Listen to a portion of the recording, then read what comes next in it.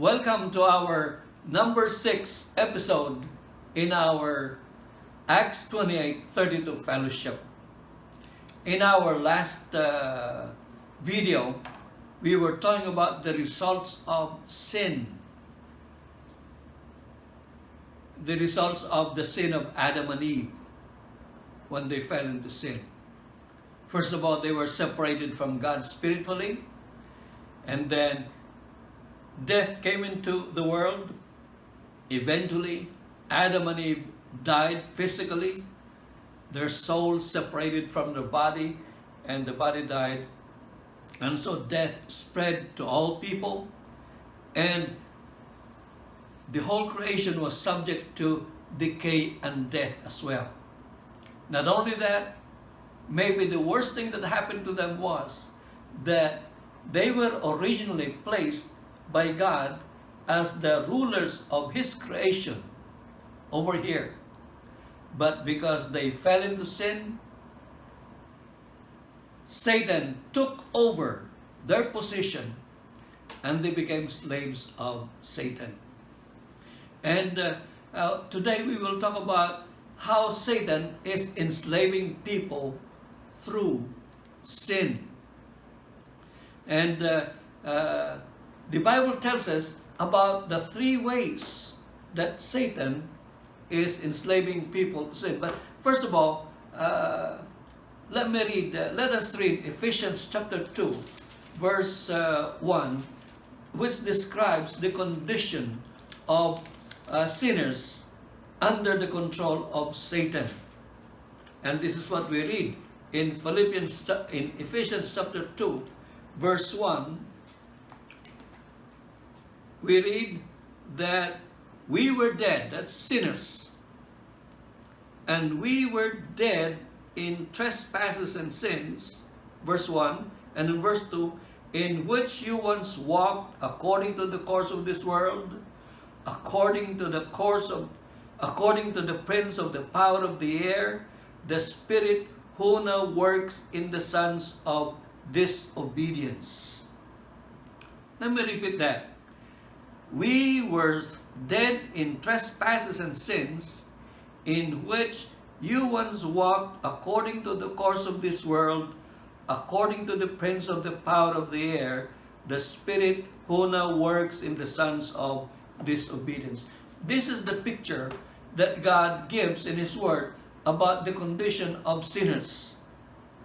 Because we are dead spiritually, in other words, we have been separated from God spiritually. We have lost that connection, that spiritual connection to God.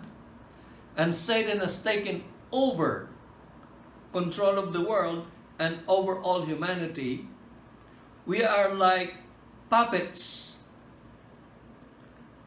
Have you seen a puppet show like on Sesame Street, where the puppets are controlled by strings, and there is a puppet master, and he is controlling the puppets and making them move. And that is what Ephesians chapter 2 and verse 1 and 2 tells us about the condition of sinners. We are like puppets on a string being controlled by Satan. And primarily, Satan is using 3 strings to control sinners. Let me read to you 1 John chapter 2, verses 15 to 17. Let me read. Do not love the world or the things in the world. If anyone loves the world, the love of the Father is not in him. For all that is in the world, the lust of the flesh, the lust of the eyes, and the pride of life is not of the Father, but is of the world. Did you notice that? 3 things that Satan uses to control, 3 types of sins that Satan uses to control sinners. The lust of the flesh, the lust of the eyes, the pride of life, the lust of the flesh, the appetites of the flesh. The lust of the eyes, that's the desire to possess things. You see something, you want to possess it. And if you don't have the ability to possess it, you have this attitude of envy. What is usually called the green eye. You look at other people who possess those things and you are envious in your heart. And that's the lust of the eyes. And this also includes the desire to be admired by people. Fame. Wealth and fame. That's the lust of the eyes. We see things we want to possess, and we want to be admired, and we want people's eyes to be upon us. And then the pride of life is our desire for position and power. The pride of life. So 3 things. Lust of the flesh, the normal appetites of the body that are satisfied outside of God's boundaries that He has set for those things. Now, we don't have any desire in our physical body that God did not first plant it there. Now, let's be clear about this. God created us with those appetites. Appetite for food, that's created by God and implanted in us. Otherwise, we won't survive. All right? The desire to feel comfortable and to rest, that's part of our bodily needs. Sex, that's God's creation. When do these appetites become sinful? They become sinful the moment they are satisfied outside of the boundaries that God has set for them. Because when God created us, He also set boundaries for those appetites to be satisfied. For example, it's normal to be hungry and to desire food, but it is sinful to be overeating. Sorry, okay? I don't mean to offend anybody. We love to eat. Everybody loves to eat. You know, we are from Cavite City, and everybody is known in Cavite City as people from Cavite. We enjoy eating. That's normal. But there is a point where food becomes too much. Actually, the Bible has a word for that. Gluttony. You are a glutton. Katakawan, I believe, in Tagalog. Where you eat more than you need. Now, sex is normal. Okay? That desire is normal. But what is the boundary that God set for sex? God set the boundary that sex will be enjoyed only within the marriage bond. Sex is a gift of God to a husband and wife to enjoy with each other. But sex is not to be enjoyed outside of the bond of marriage. And today, that is the problem of our society. Our society is so sex-driven. And many people are satisfying this normal desire that God implanted in their bodies, but they satisfy this desire outside of the boundaries that God has put for that desire. And Satan is using, we know that this is a big enslavement. Satan is using this desire today more than anything else. It is somewhat embarrassing to be talking about this, but when you analyze our society, it seems like this is one of the greatest, if not the greatest, addiction of people today.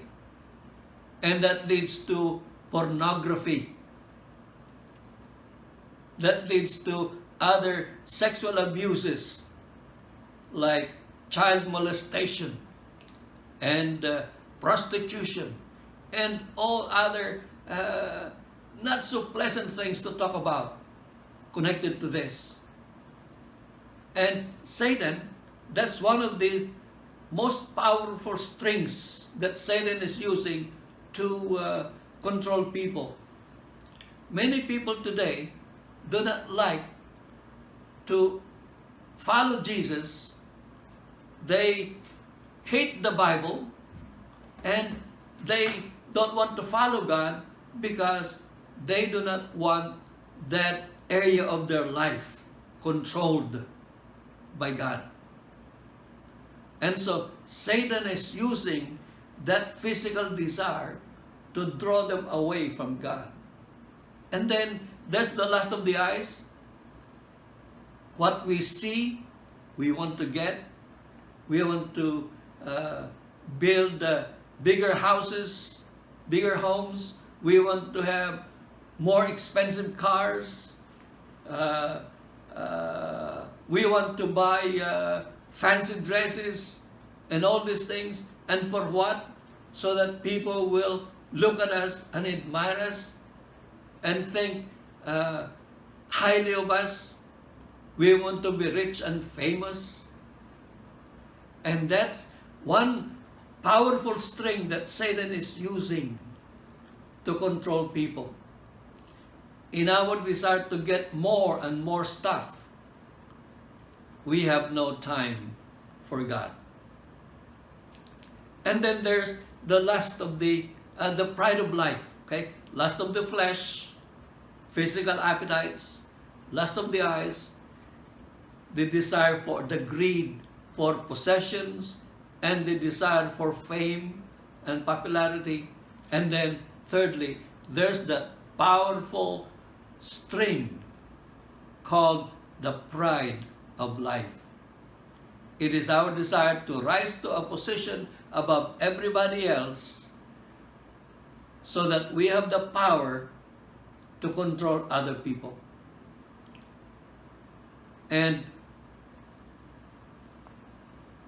with these three desires, we see that Satan is using those desires, those three types of sins, to control people.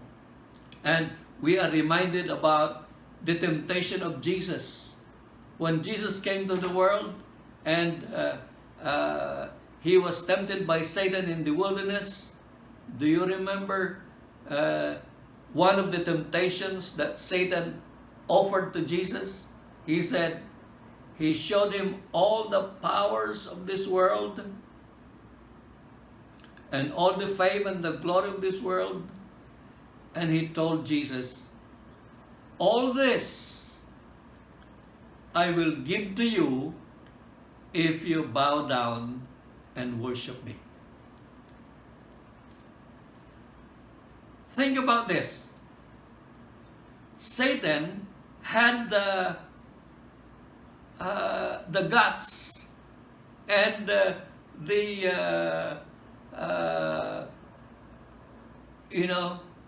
we call that in Tagalog, ang tapang ng hiya. Imagine Satan tempting Jesus. Now, Jesus is the Son of God.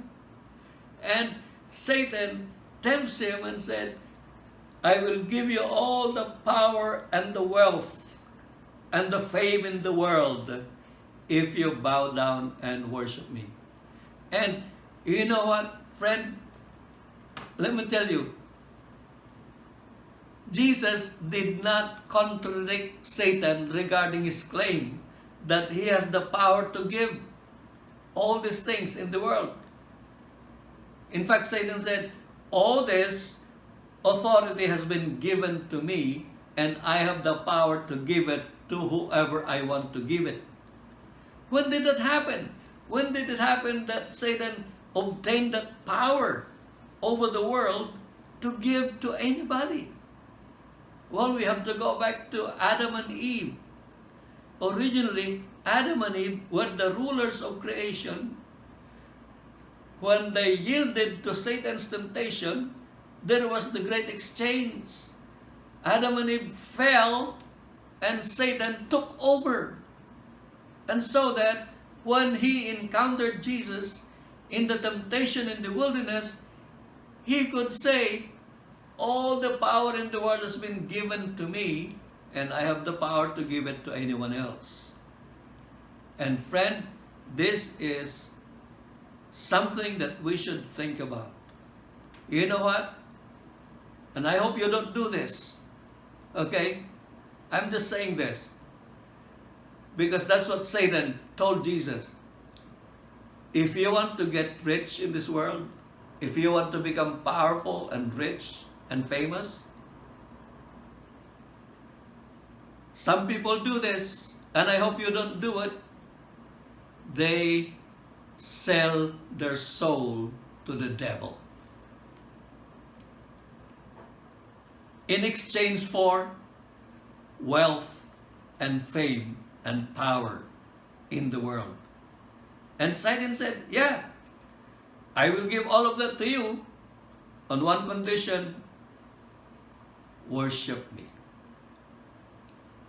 Be my slave, and you can have it all. And friend, let me talk to you. Let me tell you, that is the condition in which many people are under today. They have no time for God. Why? Because they are busy satisfying their fleshly desires. They are busy satisfying their lust of the eyes. And they are busy trying to obtain the power and the position that will prop up their pride of life. And what are they giving in exchange? They are turning their back to God to gain all these things. And Jesus said, what shall it profit a man if he gains the whole world and lose his own soul? But that is the temptation of Satan today. Worship me, follow me, ignore God, and you will get all the fame and the pleasure and the power in the world. But at what cost? And as we look around at our friends, we Christians, as we look around, that is the problem of people today. They are going after these things. They don't know that these are the three strings that Satan is using to control them, so that they have no time for God, no time for the Word of God, and no time to consider the call of Jesus Christ. Christ is calling people, come to me, follow me, and I will give you eternal life. I will give you the hope of heaven, and I will give you an abundant life. But Satan is controlling them and blinding them, and they have no time for God. We will continue this in our next episode, and God bless you.